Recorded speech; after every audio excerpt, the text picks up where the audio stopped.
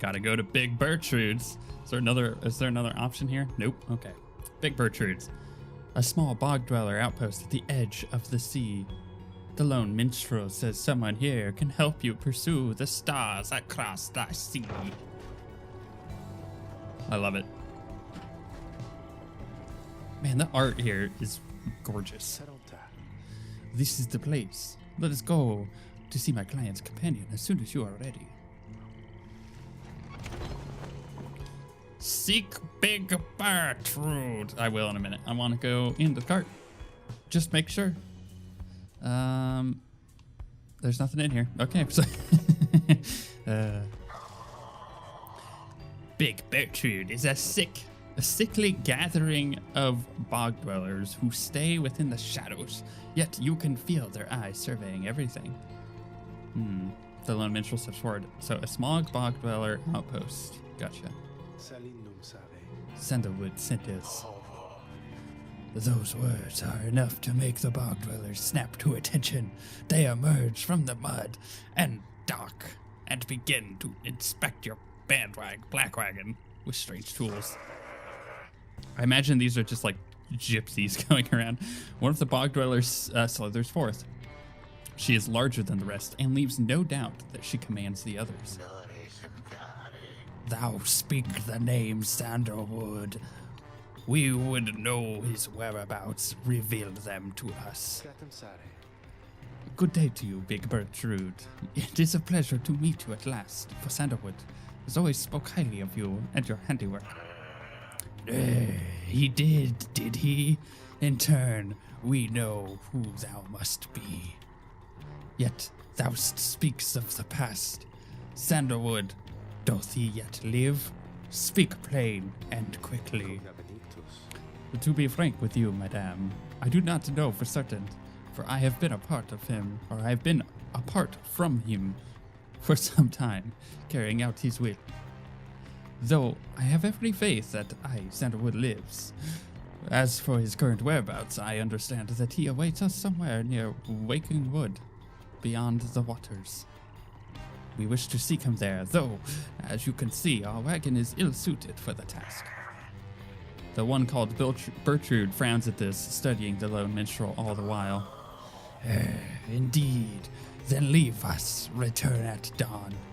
That is all. By your grace, Big Bertrude. The lone minstrel turns away, but Hedwyn stops him. Hold on, are you sure about this? Leaving the wagon in their care? Should be in accordance with my client's plan. You keep calling Sandalwood your client. He must reward you well. Aye, in a manner of speaking. He helped me find a sense of purpose I thought lost. Hedwyn nods at this, then turns to you. Well, my friend, I guess we'll see what happens, right? I'm off to let the others know. You find yourself with time for your vocations, right? While the bog dwellers go about their business. Do I want to forage for resources? Do I want to study in private, hone my skills as a reader, and get small global bonuses to fellow exiles during the rites? Or mentor a companion, teach a fellow exiles the old ways, and raise their individual rank in the rites more quickly? We're going to do that. Well, that was cool. Little silhouettes. Having gleaned knowledge from the Book of Rites, you can impart some of its teachings. As each exile's path towards enlightenment is personal, you will have to mentor them one at a time. Well, I haven't played with Jody in some time, so I might do her. But freaking Tizo is amazing. Okay, so we'll go with Jody. Mentor. Very well, for there is much to learn. Your knowledge of the book is vital to us all. You illustrate to Jody some of the intricacies of the rites, focusing on how all three in a triumvirate can move and act as one mind. You sense she grasps some of the concepts. Ding! She leveled up. Focus, training, prowess, the path towards survival on the blood border. These rites make similar demands of us. Nice. So I can master her. So what do we have over here? After banishing an adversary, Jody instantly recovers all of her stamina. That is so good. For 7 seconds after saluting her adversaries, so taunting, Jody deals an additional 10 to the adversary's pyre. While landing from a jump, Jody briefly stuns nearby adversaries, making them drop the orb. That's also pretty good, but like, oh gosh, I really should just go down one pass, right? And in this case, taunting them sounds amazing. I appreciate your knowledge, reader. Perhaps I shall soon have an opportunity to put it to some use. Okay. Thank you, Jody. Killing it over here, and I can't do anything with my wagon.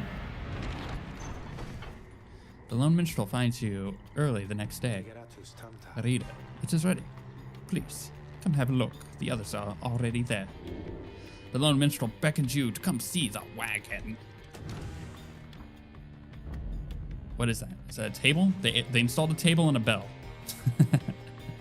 And apparently portholes. The black wagon appears different now than it did a day before. The hull is fully sealed and reinforced, and all manner of nautical equipment adorns the port side. Wow. You people seeing this? I'm gonna have a look around. As the wagon should be fit for sea voyage, let us depart at your earliest convenience. What about Big Bertrude? She then appears as if on cue. Tell that Sandalwood he owes us twice over. If I may, Big Bertrude, you could tell him yourself if you wish to accompany us on the voyage north. Our group would welcome someone of your vast experience. Dare thee make flirtations upon us?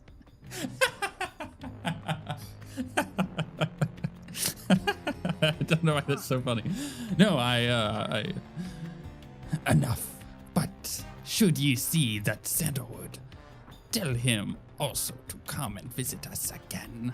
Now be gone from here and tell no one that you were paid in favors. She slithers off without another word. Soon, the lone minstrel breaks the silence. We are fortunate that she assisted us, but we should go, just as she said. I know the navigational controls, as she explained. Oh, this is so exciting. I don't know how to swim. What does he want? Tizo seems to share Ray's enthusiasm for heading out into the sea.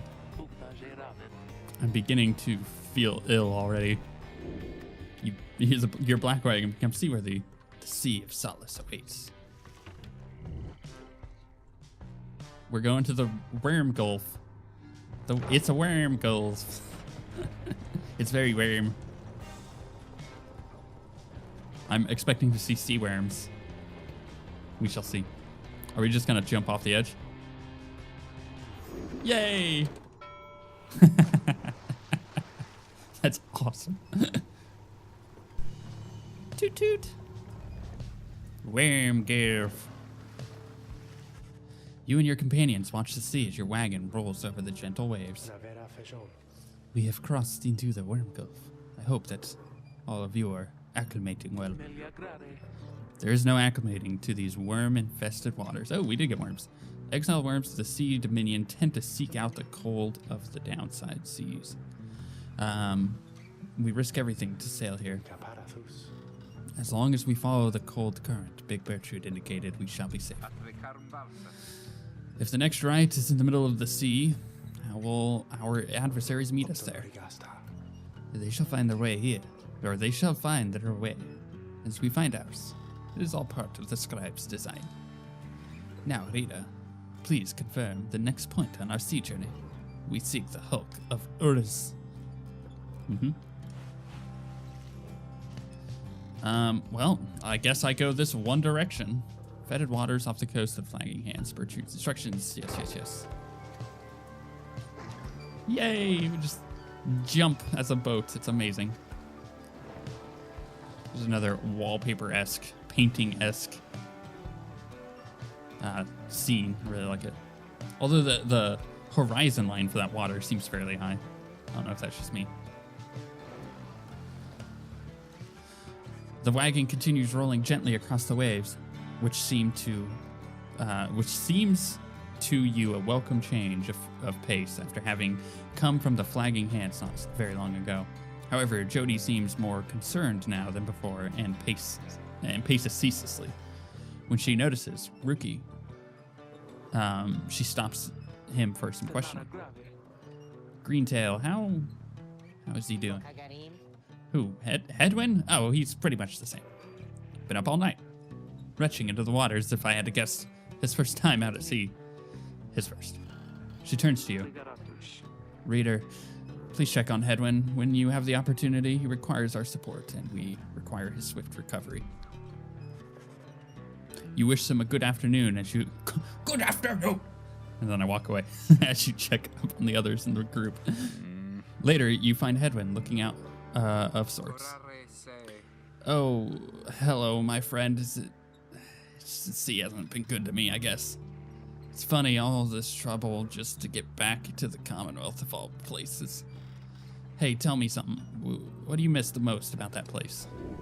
Hedwin wants to know what you miss most about your past life. My book collection, the few friends I had, perhaps the food, and nothing springs to mind. Your life is almost always difficult, but several of your longtime confidants did help you. Yeah. Well, no, because they're kind of my friends now, right? So, like, I don't want to be like, I miss my friends because you guys are lame. Sure, it was highly illegal, though just the same, you miss having had access to all those volumes, books.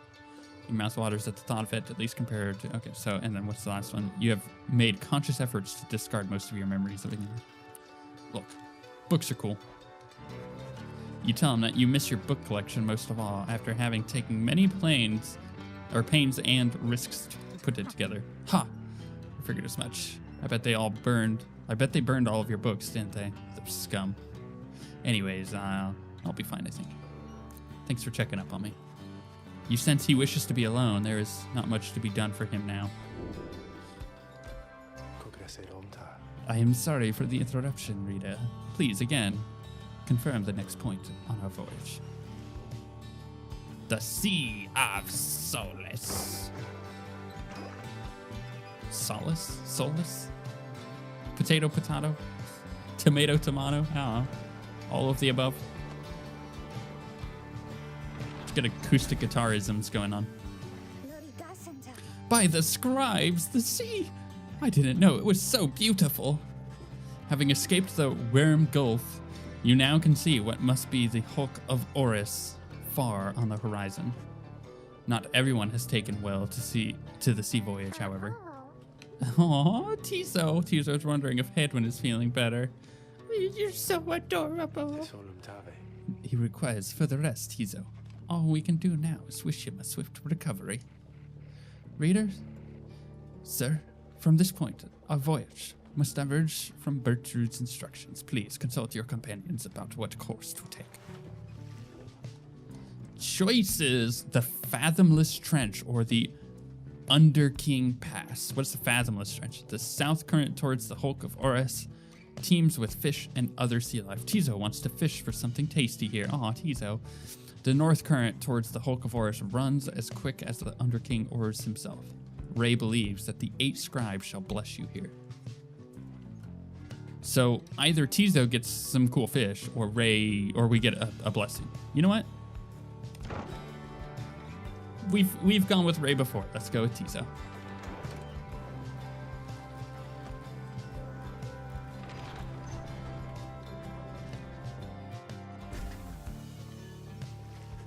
The sea is peaceful for the most part, save for the occasional strange shimmers beneath the surface. You realize the lone minstrel is looking down at them along with you. There are shapes down there. Some must be worms of the sea dominion, cast into exile. I understand that they tirelessly fought for the Commonwealth's wars.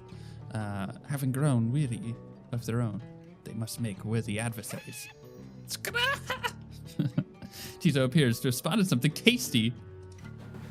Tiso dives without warning into the depths below. And there he goes again. That one enjoys being at sea despite its perils. Eventually, the little imp resurfaces, clutching something in its claws. Tiso caught Black Eye Puffer. This item can be sold in a slug. Oh, I should have gone with the other way. You could always sell it. I mean, I like having gold and buying stuff, but I don't know. I think I've picked up a lot of stuff.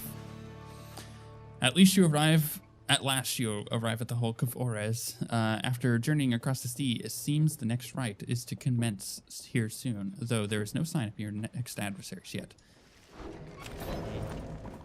Okay. Let's go to the Black Wagon. Oh, Jody. Oh my. So actually, you know what? Let's read the book first, because it's glowing.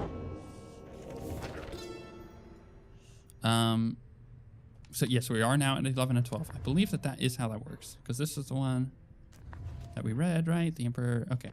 Inspect. The Emperor Solemur knew not of this, of course. His expedition yielded not the treasure he desired, but brought him closer to the country, closer to his country than he had ever been before. As he traveled down the river some in pursuit of greed, he found instead an inkling of shame. He saw the sulken faces of his people, heard their words for him. In time, he could not ignore it, and it proved more than he could bear. The river finally calmed a bit, his belongings and his return. Once the people heard, I understood they cried with joy. Perhaps he ought to have perished, but the mercy showed to him, I think, is what transformed him. Interesting. Put that book down. Ooh, what's? Oh wait, no, I don't want it. I just, you know what? Thank you. Just give me that. Well, I don't know. No, how do I always do that? Stop. The episode's not over yet. The nautical bell. Ah! Gosh, you made me jump. Oh, you just keep right on ringing the bell, chum. Keep at it. Rookie seems to be taking issue with your frivolous use of the nautical bell. After all, there is no sign of nautical emergency nor a prepared meal. Oh, I know, it's not mealtime, it's fine. I'm just starting to really enjoy the constant ringing sound, though. Now, it doesn't mean anything to me or anyone anymore. Besides, ringing the bell is probably some pretty good exercise, right? It's good training for my ears, too. You know, we curs have ultra-sensitive hearing, don't you? Well, not anymore! I don't. Anyway, thanks, I mean that. He storms off. Rookie shall never forgive you for abusing the nautical bell. Rookie reappears, laughing heartily. He was only joking. Probably. It's amazing. Oh, I love this game. Okay, what's that? Okay. Let's talk to her. Well, wait, wrong voice. That's the minstrel. Reader, a moment of your time. You ask what's on her mind. Hedwin, he's beginning to recover from his illness. However, its sudden onset serves as a reminder, I believe. I've known Hedwin since he was a child. Even now, I hesitate to say that he has grown. Nevertheless, there are such things that even I would never say to him directly. For instance, I struggle with his confidence. At times. Whether he leads us to our freedom or our doom, I am ambivalent. Speak not a word of this to him, of course, in case that is unclear. I shall tell him in my own way and when the time requires. In any case, when times remind me of his mortal weakness, I end up having to consider that what should happen should we become separated permanently. She trails off for a while. What I mean to say is, you should know that I am fully pledged now to this quest of ours, whether Hedwin is the one to lead us to its end or not. I have my reasons. One of them is him. I expect the same holds true for you. That is all I wish to say. Take care, reader. She nods, brushes past you towards the door. Thanks, Jody. Thanks, girl. Can I do it? Okay. Stop it, chum. I'm not kidding. It's bugging me, please.